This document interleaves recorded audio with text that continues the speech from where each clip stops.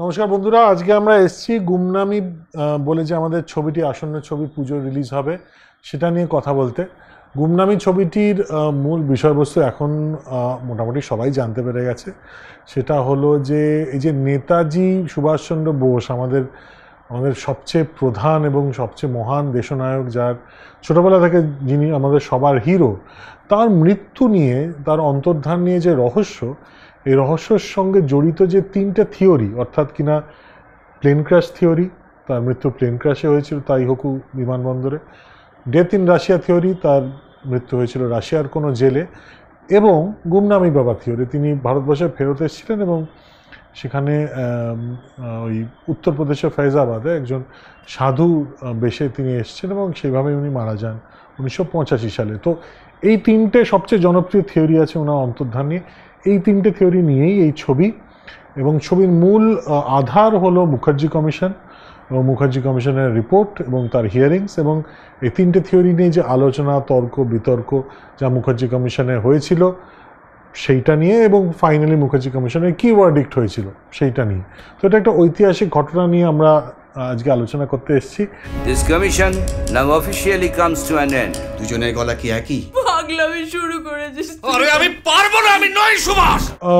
বুম্বাদা, তুমি শুরু করো। ছোটবেলায় নেতাজির চিন্তাভাবনা কিভাবে তোমায় অনুপ্রাণিত করেছিল? ছোটবেলায় মানে আমার কেন, আমার মনে হয় সবারই একটা জেনারেশন, মানে আমাদের জ্ঞান হওয়ার পর থেকেই তো আমরা মানে মার থেকে শোনা, বাবার থেকে শোনা, ঠাকুরদা ঠাকুমা সবার থেকে শোনা, স্কুলে পড়া। মানে যদি তুমি মনে করো যে আমাদের ছোটোবেলায় সবাইকে, যদি কাউকে, বিশেষ ছেলেদের কাউকে কেউ স্কেচ করতে বললে, আমরা ছোটোবেলায় প্রথমে নেতাজি সুভাষচন্দ্র বোসকে স্কেচ করতাম। মানে এইটা কিন্তু ঘরে ঘরে, এবং প্রত্যেক বাড়িতে আমি মনে করি যে এখনও আছে, আগেও ছিল। প্রত্যেকের বাড়িতে যেরকম নানান রকম ছবি থাকে, সেরকম সুভাষ বোসের একটা ছবি থাকবেই। মানে আমাদের যেরকম ক্যালেন্ডারের মতন, বা তুমি ধরো যেখানে পড়ার ডেস্ক হতো সেখানে একটা সুভাষ বোসের ছবি, একটা রবীন্দ্রনাথের ছবি। প্রথমত আমাদের বড় হওয়া, জ্ঞান হওয়াটাই তো সুভাষ বোসকে সামনে রেখে, মানে সবাই বলতেন ইনি হচ্ছেন লিডার। এইবারে আস্তে আস্তে যখন আমরা পড়াশোনা করতে শুরু করলাম, তারপরে যখন আমার তো বিশেষ করে খুব হতো, আমি জানি না, মানে এটা খুব ইন্টারেস্টিং যে ওই 15 আগস্ট স্কুলে যাওয়া, তখন গো অ্যাজ ইউ লাইকের মতন আমার আছেও সেই ধরনের ছবি। তুই ছোট্ট জিজ্ঞাসা দেখলে দেখবি আমাকে সুভাষ বোস সাজানো হয়েছিল ওখানে। সো এই ছোটোবেলায় আমরা সব নেতাজির মতন জামা কাপড় পরে এই যে একটা বেড়ে ওঠা, মানে এটা শুধু আমার নয়, মানে সব বাচ্চাদের, সুভাষ বোস একটা লিডার, একজন সুপার হিরো, যেটা সেইটা। তারপরে অবশ্যই আমরা পড়াশোনা করেছি, ইতিহাস পড়েছি, ইতিহাস থেকে জেনেছি হোয়াট ইজ সুভাষ বোস।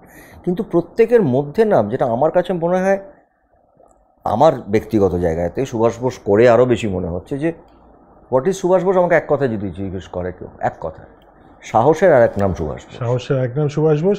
আমারও ছোটোবেলায় যে আর্লিয়েস্ট স্মৃতি, আমার ড্রয়িং খাতায় প্রথম আঁকার ছবি ছিল শ্যামবাজার মোড়ে সুভাষ বোস ঘোড়ার পিঠে হবেই। মানে তো এটা সত্যি, মানে আমাদের সবার ছোটোবেলার মধ্যে দিয়েই কোথাও একটা নেতাজি সুভাষচন্দ্র বোস এমনভাবে জড়িয়ে আছেন যে তাকে আলাদা করে, মানে তাকে বাদ দিয়ে ভারতের ইতিহাস বা আমাদের বড় হওয়া বা হিরোইজম, এই জিনিসটা চিন্তাই করা যায় না। এবং এটা খুব ইন্টারেস্টিং যে ছোট্ট জিজ্ঞাসায় মানে সো লাইফ কামস আ ফুল সার্কেল। ছোট্ট জিজ্ঞাসা একটা শর্ট আছে, আমি জানি না, নিশ্চয়ই তো মনে থাকার কথা নয়, মানে এখনো যদি কেউ দেখে ছবিটা মাঝে মাঝে চলে, একদম ওই যেটা পার্ক স্ট্রিট আগে ইয়েতে ছিল তোমার ইয়ের মধ্যে, তোমার রেড রোডের ওখানে সুভাষ বোস এরকম হাতটা করা, আমি তলায় দাঁড়িয়ে, সেটা ছবিতে আছে, আমি ওনাকে কপি করে এরকম করছি, মানে সেই মানুষটা আজকে সুভাষ বোস করছি, এটা লাইক আমি তখন 4.5-5 বছর বয়স আমার। তখন ওরা বাচ্চাদের ছবিতেও তো ওই ইমাজিনেশনটা ধরার চেষ্টা করেছিলেন যে he is the ultimate hero. এসব আজে বাজে থিওরি শোনার পেছনে কমিশন যেন সময় নষ্ট না। স্বাধীন ভারতবর্ষের প্রত্যেকটি মানুষের পদবি আসলে বোস, তার কারণ তারা সবাই নেতাজির পরিবারের সন্তান। তো আমি 1 বছর আগে যখন এই ডিসিশনটা নিই যে এটা নিয়ে ছবিটা করব, অবভিয়াসলি প্রথম যে নামটা আমার মাথায় যেটা প্রসেনজিৎ চট্টোপাধ্যায়, তার একটা খুব বড় কারণ হলো, দুটো বড় কারণ আছে। একটা হলো বুম্বাদার মুখের শেপ, কারণ আমার মনে হয় যে এই রাজকুমার রাও অভিনীত যে ওয়েব সিরিজ তাতে রাজকুমার রাও অসাধারণ অভিনয় করেছেন ঠিকই, কিন্তু মুখের শেপের সাথে আমার কোথাও একটা মনে হয়েছে যে নেতাজির মুখের আদলটা একটু গোল ছিল আর রাজকুমারের মধ্যে একটু লম্বাটে, কিন্তু বুম্বাদার মুখটা কিন্তু স্কোয়ার আর গোলের মোটামুটি একটা মাঝামাঝি অবস্থা, ডিপেন্ডিং বুম্বাদা তখন কোন চরিত্রের জন্য প্রিপেয়ার করছে, কখনো গাল ভাঙি, কখনো গাল ভাঙছে, কখনো দাড়ি, কখনো গোল, কখনো চৌকো। কিন্তু আমার মনে হচ্ছে যে প্রস্থেটিক্স এবং অর্থোডেন্টিস্ট্রি দিয়ে বা ইয়ে করে আমার মনে হয় যে এই মুখের শেপটা অনেকটা কাছাকাছি আনতে পারতাম। তো এবার অবভিয়াসলি আমি বুম্বাদাকে ফোন করি এবং বলি যে আমি এরকম প্ল্যান করছি।